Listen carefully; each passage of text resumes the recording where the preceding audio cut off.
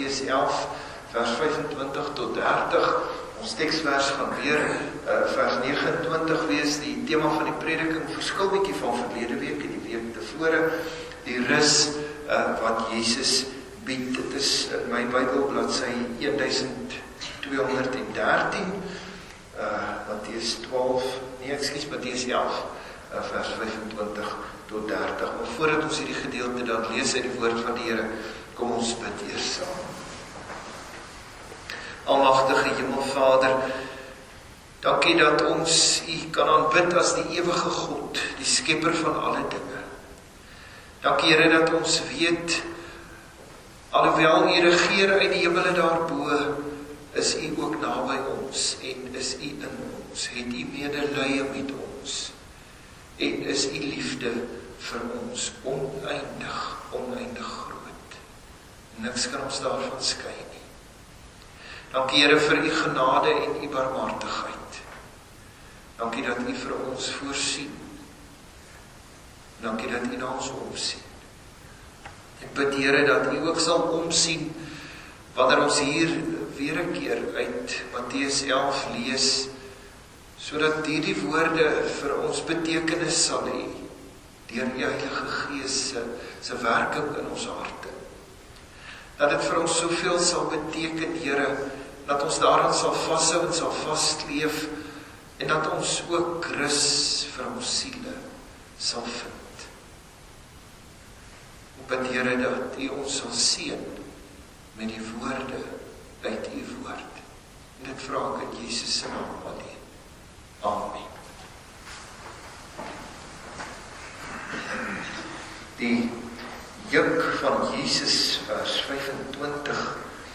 In daardie tyd het Jesus gespreek en gesê, ek loof U Vader, Here van die hemel en die aarde, dat U hierdie dinge verberg het vir wyse en verstandige mense en dit aan kindertjies geopenbaar het. Ja Vader, want so was dit U welbehaag. En dan sê die Here Jesus, alles is aan my oorgegee deur my Vader.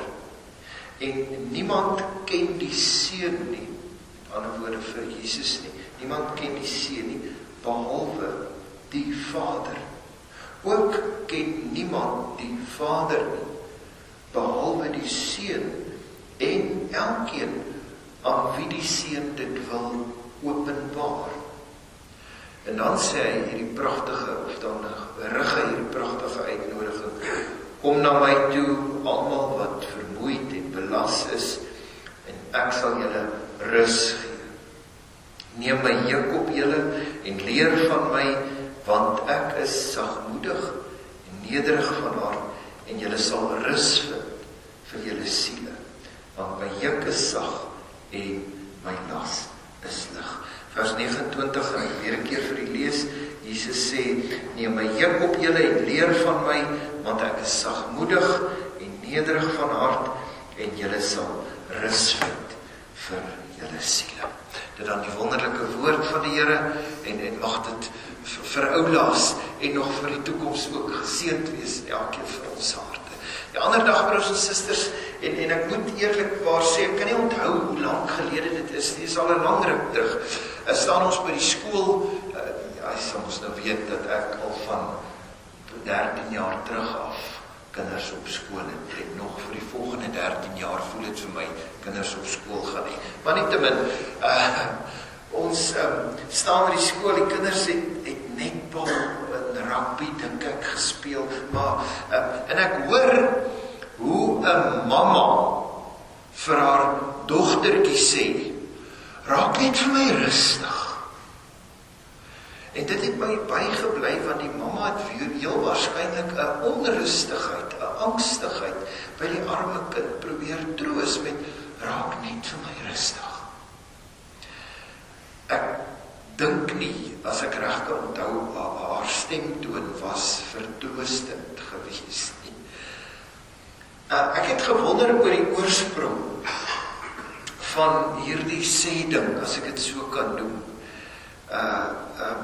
Wat die oorsprong van hierdie gesegde is. En ek het op die internet gaan rondkrap, En die gesegde, kinders noem dit 'n meme, kom waarskynlik, soos wat ek dit kon navors so bietjie, kom waarskynlik van 'n ene Tannie Tossie af, wat in een van Snotkop se liedjies sê, raak vir my rustig. So, ek probeer nie 'n sanger bemark nie, ek dink in ieder geval, dis eintlik baie ironies, dat iemand wat duidelik, sienlik en hoorbaar onrustig is, hierdie gesegde in een van sy liedjies sal inbring.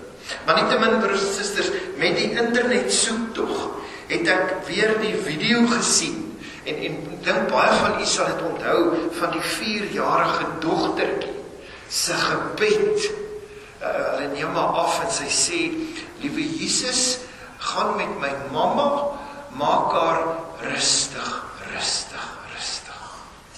En sy sê, Jesus, wees met my sussie, maak haar rustig. En so het hierdie gebed van haar aangegaan, tot sy hier teen die einde, net voor sy amen sê, hier teen die einde sê sy, duivel, gaan uit hierdie huis uit. So, en dan,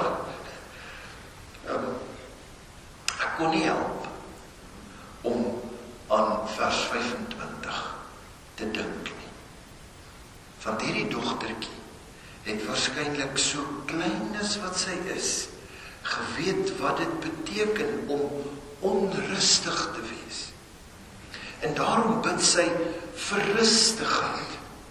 Onthou wat Jesus in daai eerste vers 25 sê.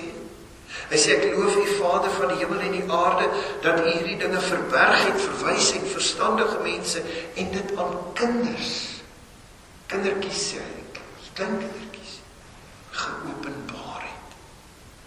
Aan kindertjies geopenbaar het, was net vir my treffend in die verduideliking ook.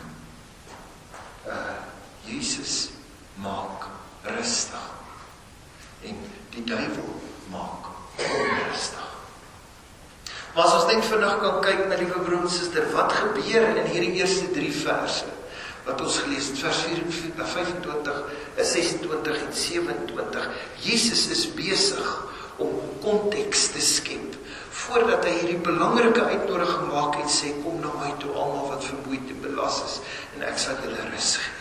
En die konteks is een van openbaar. Ons het 2 keer die woord openbaar na eerste 3 verse gelees. Vers 25, dat u dit verberg het, verwys het, verstandige mense, en dit aan kindertjies geopenbaar het. En dan weer in vers 27, sê die Here Jesus, ook ken niemand die Vader nie, behalwe die Seun.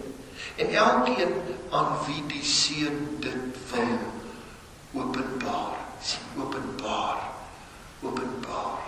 En die kindertjies in hierdie opsig verwys na die eenvoudiges, na die geringes. Jy het nie graad op graad nodig om dit te verstaan nie.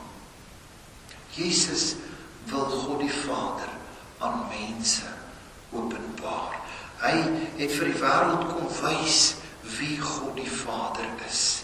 Hy het sy liefde en genade en barmhartigheid kom wys. Dit is wat Jesus kom openbaar het. En daarom rig hy hierdie wonderlike en kosbare uitnodiging om te sê, kom leer van my. Hy sê, julle is vermoeid en belas, al julle mense is vermoeid en belas. Kom kry rustigheid by my oor wie God die Vader is. Wel, uiteraard moet ek ook sê, is hier ook 'n element van die uitverkiesing in. Ons kan sê, Jesus kies wie kan verstaan, of wie kan God die Vader ken, omdat dit hy, Jesus sê, dis hy wat openbaar.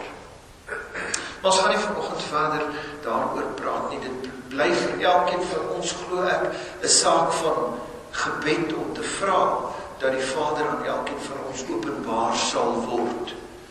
Altyd net meer en meer, want jy sien, die mensdom het dit nodig.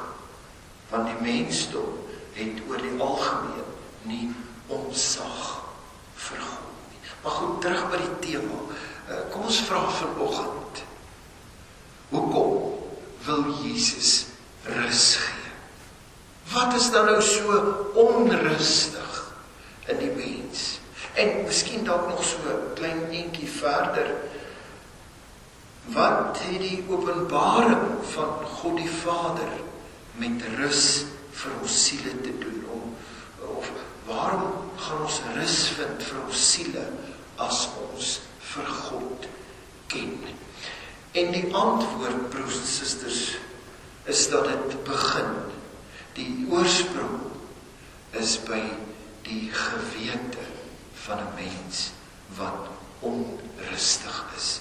Die innerlike wese van die mens is onrustig, omdat die mens ongehoorsaam aan God was. Wat het gebeur nadat Adam en Eva ongehoorsaam was in die tuin van Eden, om van die boom te eet waarvan die Here hulle verbied het? Wat het gebeur? Hulle word skaam en hulle gaan kruip weg, omdat daar 'n skuldige gewete ontstaan het. Ek het die Here verwerp. Die bose het onrus gesaai. Die mens het God se rus verruil vir onrus. En daarom ook dat een van die vroeë kerkvaders dit baie goed uitgedruk het, baie goed gesê het. Hy sê in sy belydenis, dit was Augustinus geweest, hy sê in sy belydenis, God het ons, die mens, vir homself gemaak.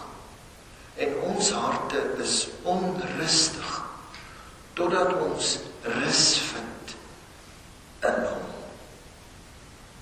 En hy het onder andere ook gesê, hy daar die rus gesoek in die plesier van die wêreld. Augustinus 400 jaar na Christus, hy het daai rus gesoek in die plesier van die wêreld, in besittings, in familie, in geleerdheid, deur die wet te onderhou. Met ander woorde, hy probeer om 'n goeie mens te wees. Hy skryf dit alles in sy boek, dis vertaal in Engels, jy kan dit self ook gaan lees. Hy sê, maar hy kon dit nie vind nie. Totdat hy in Romeine 13, vers 14 gelees het, beklee julle met die Here Jesus Christus, en maak geen voorsorg vir die vlees om sy begeerlikhede te bevredig.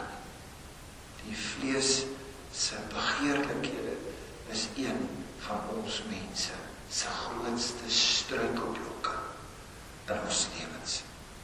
Maar nietemin, die mens is onrustig en die mens soek na rus van die sondeval af, van Adam en Eva se tyd af. En ons kry hierdie spoor, broers en susters, van rus en onrus reg deur die Bybel. En ek dink die beste voorbeeld in die Ou Testament is waarskynlik die van Noag.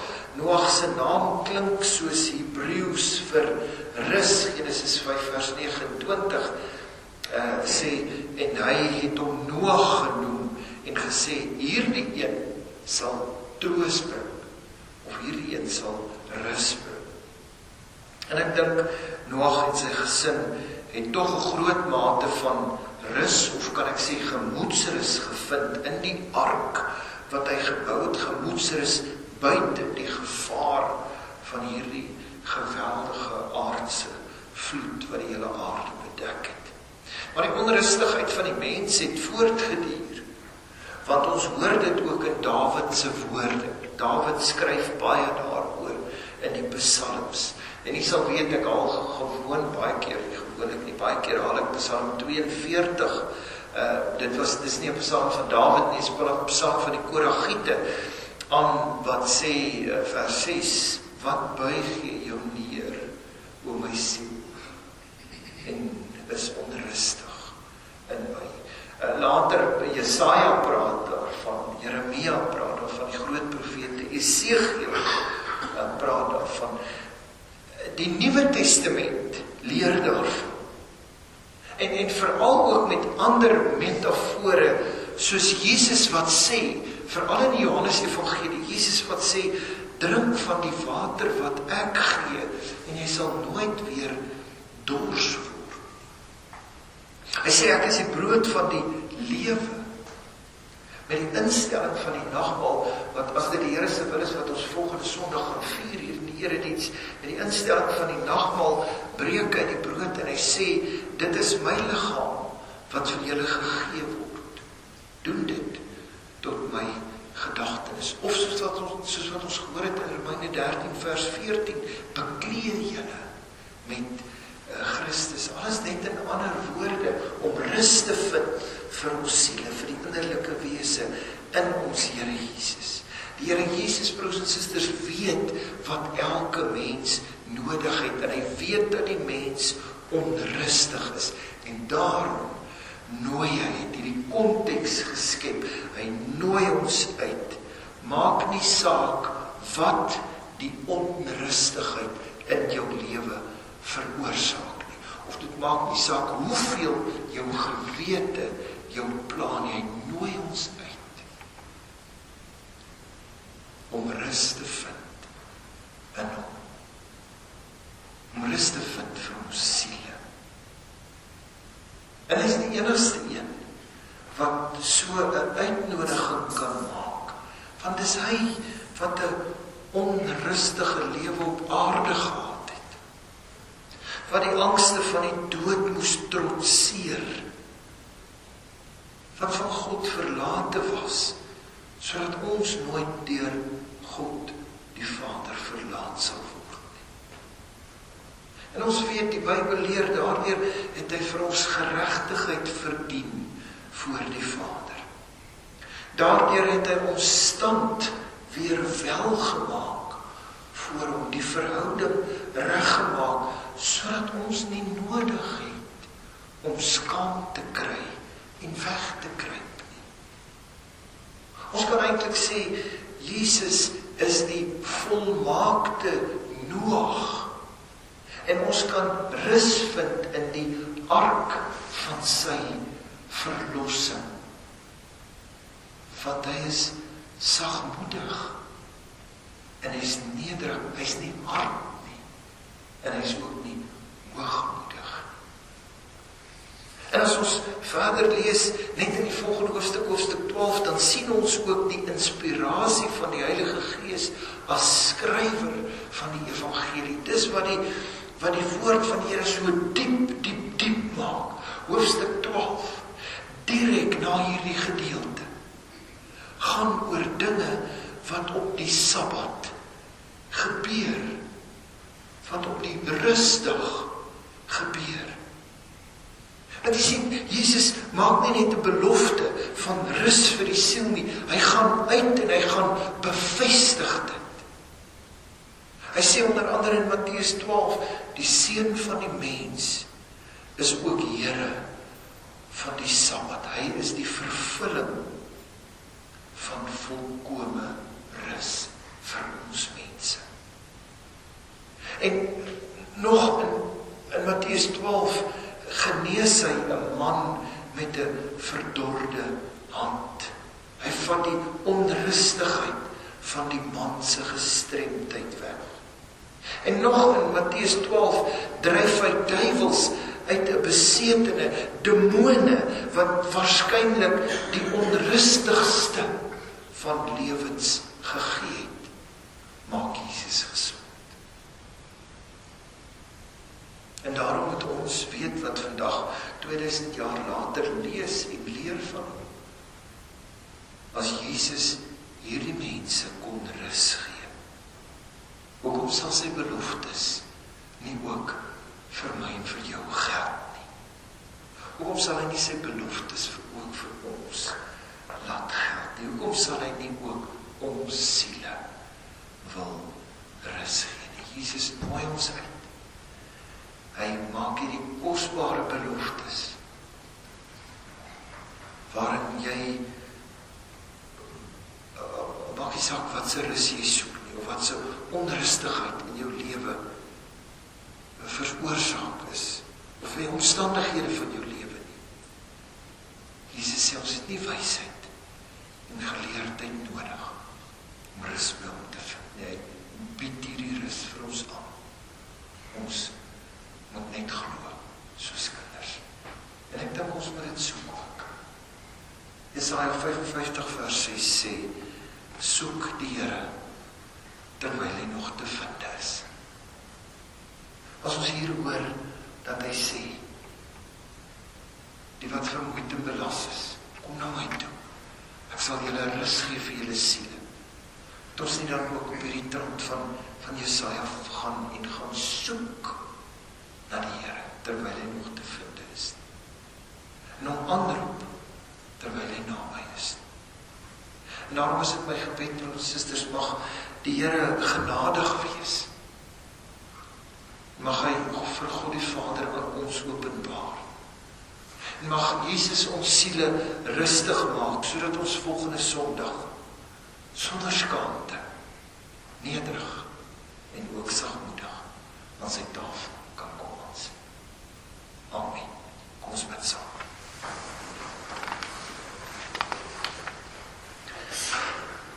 U is die ewige God. U is onbegryplik, ver bokant ons mense se verstand.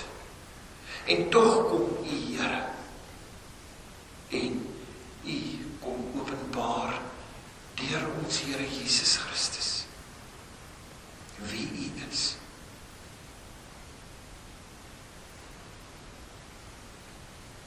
Aan ons wat eenvoudig en gering is, openbaar U dit. Ons wat U kinders is. En daarom kom pleit ek ook by U, dat U deur U Gees meer en meer aan ons openbaar sal word. Sodat ons ook hierdie volkome rustigheid vir ons siele sal kry, in ons Here Jesus. En sodat ons sal weet, Here, wanneer daar skielik iets, krisis in ons lewens is, dat ons sal weet waar om te gaan. Dat ons U sal aanroep, terwyl U te vind is. Dat ons U sal soek, en dat ons in aanbidding voor U sal buig. En daarom bid ek, dat U elkeen sal seën, sodat ons ook die rustigheid sal hê om volgende Sondag, sonder skaamte, sonder vrees, sonder wegkruip, aan U tafel sal kan kom aansit. Ek bid vir hulle, Here, wat ly onder beproewing en wat bemoeid is en wat daardie laste ook moet dra. Maar U ken ook ons harte en U weet wat is die klomp swaar goede wat ons so geneig is om saam met ons te dra. En saam met ons te trek en wat ons stadig maak in hierdie lewe. En daarom bid ek vir uitkoms vir hulle wat siek is en vir hulle wat dalk hartseer is en vir hulle wat bekommerd is en vir hulle wat bang is dalk vir iets in hulle lewens. Bid vir hulle, Here, wat die omstandighede in hulle lewens sien as 'n onoorkombare muur, dat daar nie uitkomkans is, dat U daarin ook U vrede sal gee, en dat U daarin ook rus vir daardie siele sal gee om te weet, U is bokant al die chaos van hierdie wêreld. U is soewerein in beheer van alle dinge. En ek bid, Here, dat U deur U Gees ook ons lewens sal beheer, wanneer ons hierdie dag verder gaan en hierdie week ook ingaan. En dat U ons so sal lei dat ons werke en ons woorde en ons gedagtes ook goed sal wees in U oë, en dat dit sal spreek van 'n absolute dankbaarheid teenoor U en teenoor dit wat U vir ons gedoen het, en steeds doen. Dat U ons werke sal seën, dat dit goed sal wees in U oë. Ek bid, Here, veral vir ons kleine kindertjies, wat vir ons so kosbaar is, dat U hulle ook saam met ons sal bewaar van die bose. Geef vir elkeen van ons 'n rein hart, Here. Dit bid ek in Jesus se kosbare naam. Amen.